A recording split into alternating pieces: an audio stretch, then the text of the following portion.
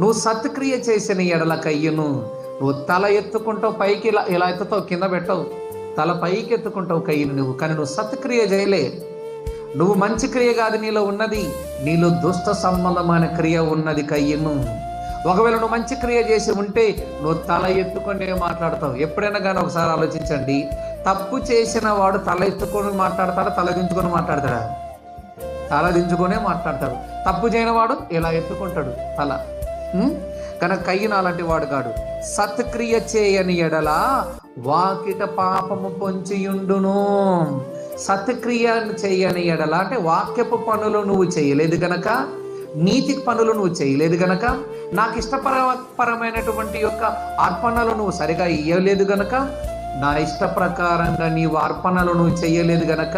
కానీ హేబెల్ అలాంటి వాడు కాదు నీ తమ్ముడు. నా ఇష్ట ప్రకారంగా నా ఆజ్ఞలు గైకొని